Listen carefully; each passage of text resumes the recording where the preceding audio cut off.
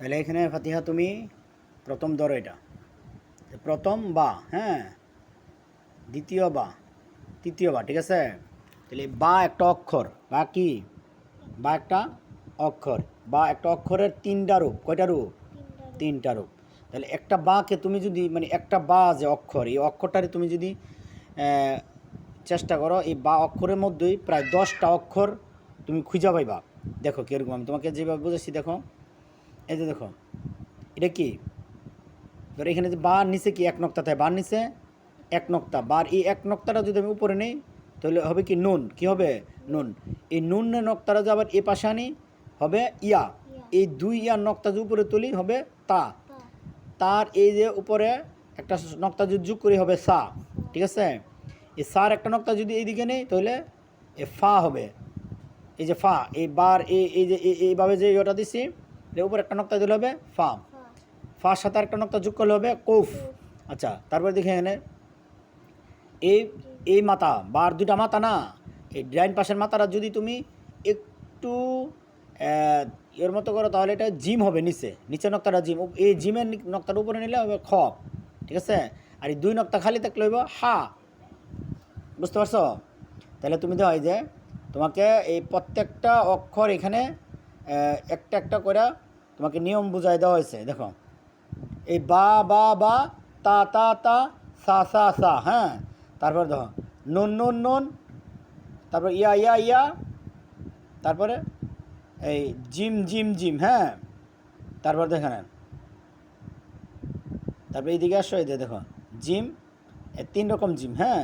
খ তিন রকম খ, তারপর ফা তিন রকম ফা, তারপর দেখো কৌফ তিন রকম কৌফ, হ্যাঁ।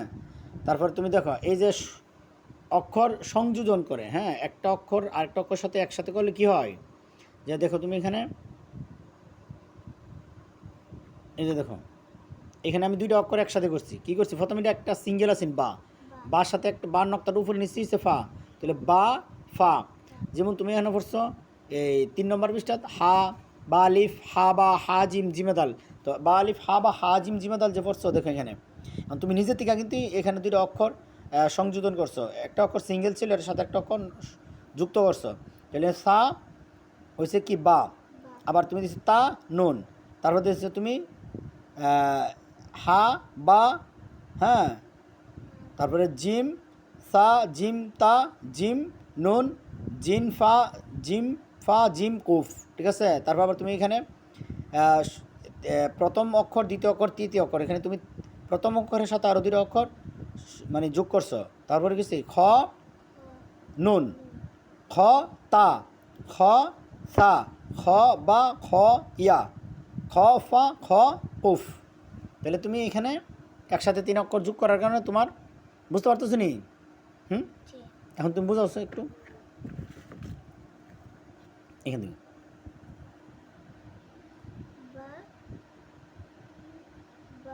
এটা কি, এখানে কয়টা বা, কয় রকম বা? হুম, কোনটা দ্বিতীয় বা কোনটা? হুম হুম, তৃতীয় বা এটা। আচ্ছা, বার উপরে জবর জের, দুই জবর দুই জের দিয়ে ফরসেন দেখি। হুম হুম, হ্যাঁ মাশাআল্লাহ, এই যে বুঝে গেছে। এই যে দেখো এখানে এই সিস্টেমটা তোমাকে দেখাইছি, কোথায় এটা, এই যে যে বা জবর বা, বা দুই জবর বান, বা দুই জের বিন, বুঝতে পারছো? তাহলে এখানে আমরা একটা বার মধ্যে কয়টা অক্ষর পাইছি, 10টা কীভাবে পাইছি, ধরো আমি যদি তোমার এখানে বুঝি জিম, জিমের নক্তাটা আমরা উপর আনলে খ, খ নক্তাটা আবার যদি নিচে নিই বা, বার নক্তাটা আবার উপর আনলে নুন, নুনের নক্তাটা আবার নিচে নিলে ইয়া, এই দুই ইয়ার নক্তা উপর আনলে তা, তার সাথে একটা নক্তা যদি যোগ করি সা, এই সার এই নক্তাটা যদি এখানে নিই ফা, ফার সাথে আরেকটা নক্তা যোগ করলে কুফ। তাহলে আমরা টোটাল কয়টা নক্তা পাইছি, আর কয়টা হরফ অক্ষর পাইছি, 10টা। এই 10টা অক্ষরের মধ্যে আমরা যদি জের জবর দুই জের, হ্যাঁ, দুই জবর দুই জের এবং জের দুই জবর দুই জের দিই, তাইলে আমরা এখানে যদি জিমের উপরে এক জবর দিই তাহলে জিম জবর যা, জিমের নিচে দুই এক জবর দিই জিম জের জি, জিমের উপরে যদি দুই জবর দিই তাহলে জিম দুই জবর জান, জিমের নিচে দুইটা জবর দিই জের দিই তাহলে জিম দুই জের জিন। সহজ না? আচ্ছা, তুমি এখন এই অক্ষরটার মধ্যে জের জবর দিবা, ঠিক আছে, এই অক্ষরটার মধ্যে জের জবর দিও।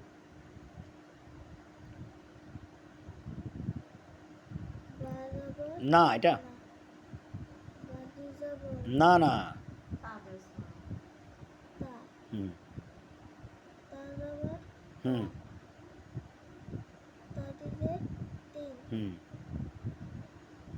এটা বলে হ্যাঁ আর একটা নক্তা দু নিচে নিচে নিচে হুম তাদুজের দাদিদের তিন তাদু জবর দাদি জবর তা হ্যাঁ তাহলে এখানে তুমি এখানে এটাতে করো এটাতে কুব কুব জবর কা কা কবজের কুবদের কি কবদি জবর কুবদি জবর কান কান কবদিজের কুবদিদের কিন আচ্ছা এখন তুমি নুনের মধ্যে করো তো নন্দি জবর নান হুম নন্দি জবর নন্দিদের নিন হুম নন্দি নুন জবর না নুন জবর না হ্যাঁ মার্শাল্লাহ অনেক সুন্দর হয়েছে এভাবেই তুমি শিখতে হবে ঠিক আছে নিজে নিজে এগুলা